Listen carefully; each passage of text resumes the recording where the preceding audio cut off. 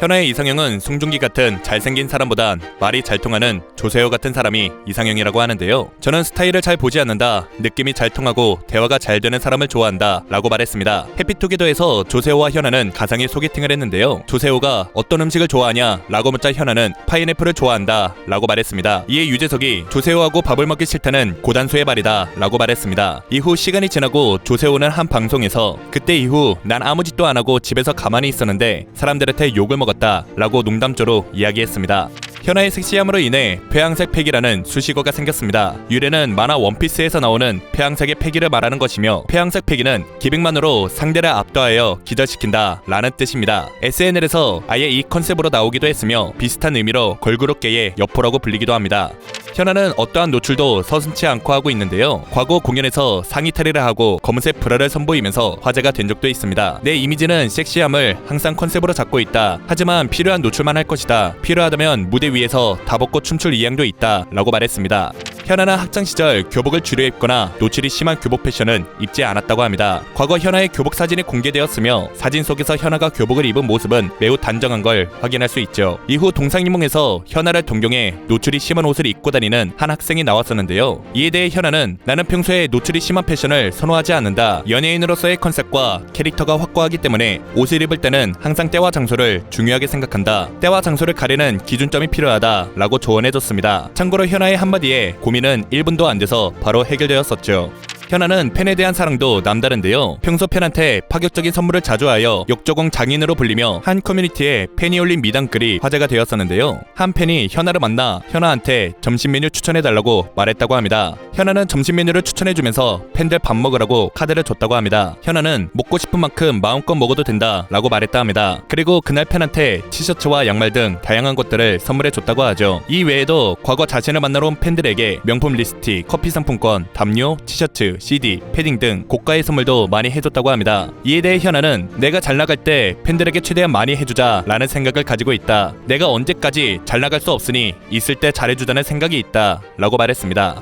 현아는 포미닛으로 데뷔하기 이전 원더걸스로 데뷔를 했었습니다. 당시 원더우먼 옷을 입고 텔미 뮤직까지 찍었는데 건강상의 문제가 생겨 원더걸스를 탈퇴할 수밖에 없었다고 하죠. 탈퇴 후 원더우먼은 소희로 교체가 되었으며 현아는 JYP에서 큐브로 소속사를 옮기고 포미닛으로 다시 데뷔했습니다. 참고로 현아는 초등학교 5학년 때부터 JYP에서 대략 4년 동안 연습생 생활을 했습니다. 현아의 첫 솔로 데뷔곡은 체인지입니다. 당시 나이는 만으로 17살이었다고 하며 당시 골반 춤으로 인해 청소년 관람 불가 판정을 받았고 현아는 본인이 출연한 뮤직비디오를 관람할 수 없었죠. 참고로 이때 폐양색 현아라는 수식어가 생겼었습니다. 그리고 해당 뮤직비디오에는 비하인드가 있는데요. 빗속 댄스를 촬영하는 날 하필 폭설과 영하의 날씨였다고 하며 그날 현아는 고군분투 했었다고 하죠. 추위를 견디지 못하고 벌벌 떨었던 현아는 먹고 살기 힘들다 라고 말했었습니다.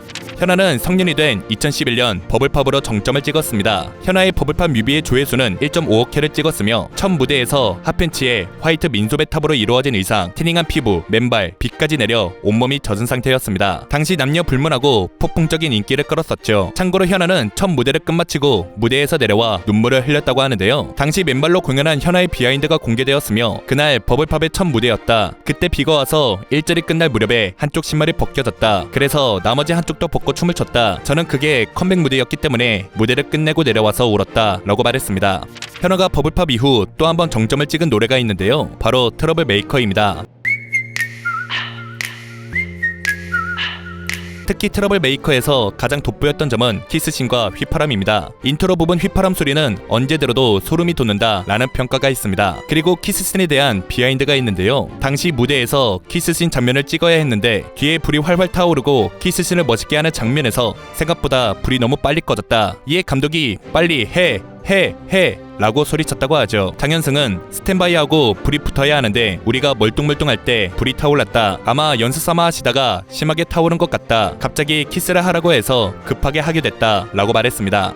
현아는 던을 만나기 위해 1년 반을 기다렸다고 합니다. 둘 사이에 썸은 없었다고 하며 혼자만 사랑에 빠졌었다고 하죠. 던이의 어떤 모습에 가슴이 두근거렸냐 라는 질문에 던이의 행동들이 예측을 빗나갔을 때 라고 답했으며 던은 현아랑 같이 있는데도 전화번호를 물어보지 않았다고 합니다. 그리고 스케줄, 연습 등 함께 시간을 보내면서도 던은 계속 현아랑 거리를 유지했었다고 하죠. 현아는 던한테 고백을 하기로 결정했다고 하며 술 좀 깨고 고백하려고 마음먹었다고 합니다. 첫 번째 고백은 잘 안됐다고 하며 두 번째 고백 때 소주와 사진을 찍어서 던한테 보냈다고 하며 던이 잠깐만 기다려라 말을 하고 본인 술도 사왔다고 하죠. 던은 처음에는 현아한테 큰 관심이 없었다고 하며 본인에게는 너무 대스타였고 자신은 연습생이어서 쉽지 않았다고 하는데요. 이후 함께 활동하며 대화가 잘 통했고 현아의 겸손한 모습에 마음을 열었다고 하죠. 현아와 던은 2016년부터 만났으며 2018년부터 공개 연애를 이어왔습니다. 두 사람은 SNS를 통해 자신들의 일상을 공유하며 애정을 드러냈고 최초의 실제 커플 혼성 듀오로 활약했었죠. 또한 지난 2월 던이 현아에게 반지를 선물하고 프로포즈를 해 결혼설 또한 불거지기도 했었는데요. 그러나 2022년 11월 30일 둘은 결별했습니다. 현아는 11월 30일 SNS를 통해 헤어졌습니다. 앞으로 좋은 친구이자 동료로 남기로 했습니다. 항상 응원해주시고 예쁘게 봐주셔서 감사합니다. 라는 글을 남겼고 던과의 결별을 알렸습니다. 던 또한 현아의 글에 좋아요를 누르며 결별을 인정했죠.